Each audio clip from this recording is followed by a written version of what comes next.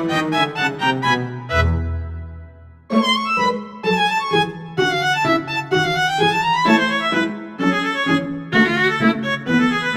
warahmatullahi wabarakatuh. Salam, Om Swastiastu, Namo Buddhaya, salam sejahtera dan salam kebajikan bagi kita semua.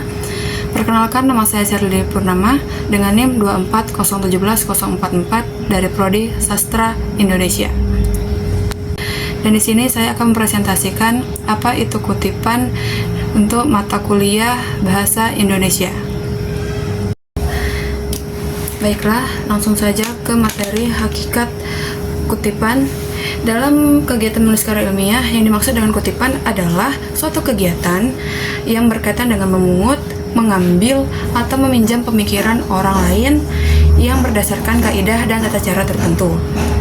Pemikiran yang dipungut tersebut dapat berupa kata, istilah, kalimat, ataupun paragraf, atau dapat juga berupa informasi yang disampaikan seseorang atau kelompok tertentu.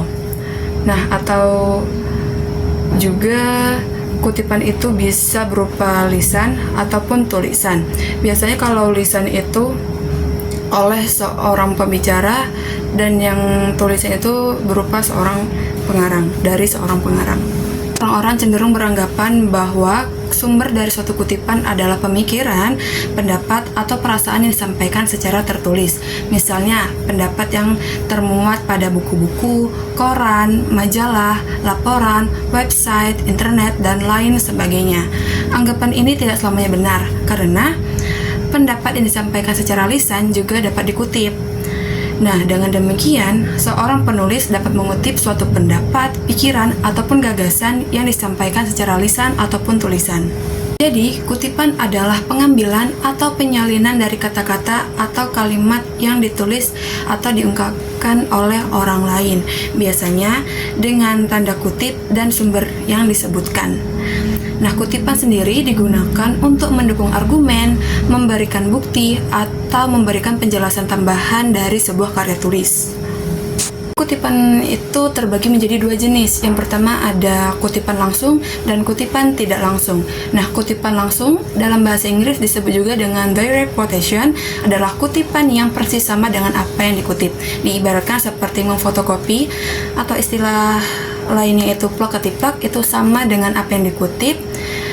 Yang membedakan adalah jumlah pada barisnya. Lalu, kutipan langsung ini terbagi lagi menjadi dua. Yang pertama ada kutipan pendek dan kutipan panjang. Nah, kutipan pendek itu disebut juga dengan short direct quotation, yaitu kutipan pendek yang dibuat dalam jumlah baris yang sedikit, yaitu dari 1 sampai dengan 3 baris. Ada juga yang mengemukakan sampai dengan 4 baris, namun itu jarang ditemukan. Lalu ada long direct quotation. Sebuah kutipan dapat dikatakan panjang apabila kutipan tersebut adalah 3 baris ke atas ataupun 4 baris ke atas, yaitu lebih dari 4 baris atau 5 baris.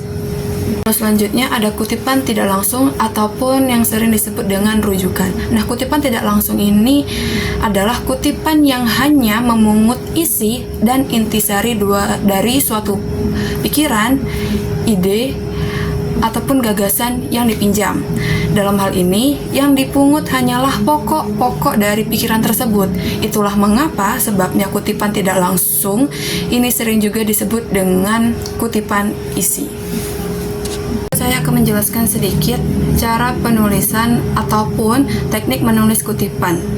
Yang pertama ada teknik menulis kutipan langsung yang pendek atau short direct quotation. Yang pertama, kutipan langsung pendek selalu dibuat dalam 2 tanda kutip. Lalu, materi kutipan ditulis sebagaimana yang tertera pada sumber kutipan, baik mengenai susunan katanya, ejaan, ataupun mengenai tanda bacanya. Lalu, materi kutipan tidak boleh diubah atau diperbaiki. Selanjutnya, informasi yang dikutip dapat dalam bentuk informasi yang disampaikan secara lisan ataupun tulisan. Nah, kutipan langsung yang pendek ini ditulis dengan cara mengintegrasikan materi dan notasi ilmiah.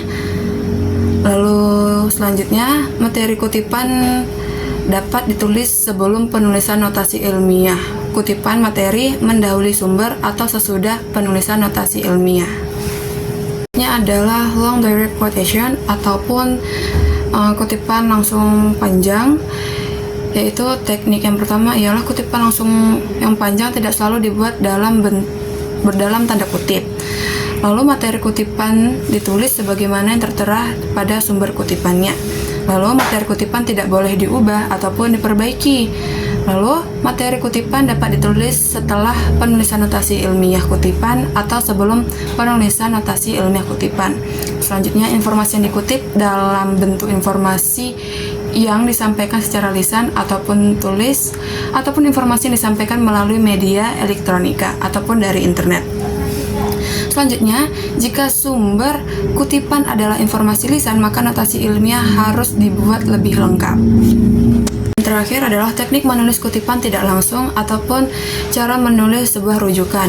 Yang pertama adalah cermati dan pahami dengan baik materi yang dikutip. Nah, pemahaman ini sangatlah penting dimiliki oleh setiap pengutip karena berdasarkan pemahaman tersebut ialah dapat meredaksikan kembali materi yang dikutipnya. Lalu kutipan tidak langsung tidak mengenal adanya tanda kutip. Lalu kutipan tidak langsung tidak mengenal adanya tempat khusus atau hal-hal yang dikutip sebagaimana halnya kutipan langsung panjang. Lalu kutipan tidak langsung selalu ditulis dengan cara mengintegrasikan materi kutipan ke dalam paragraf. Lalu kutipan tidak langsung tidak mengenal adanya kesalahan penyampaian dari apa yang dikutip ataupun materi kutipan, sebab yang dipungut atau yang dipinjam hanyalah ide pokok ataupun substansi, yaitu bagian dari materi kutipan.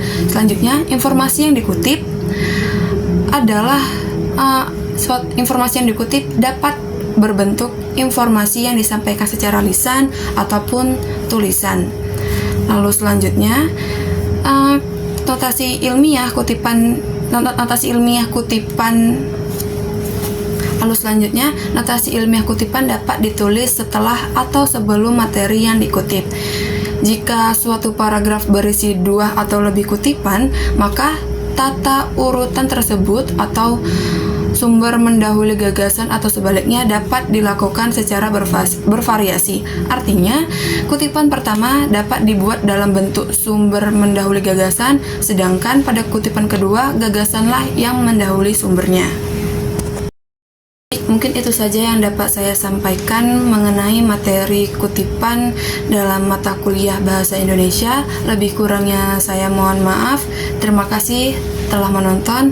Wassalamualaikum warahmatullahi wabarakatuh.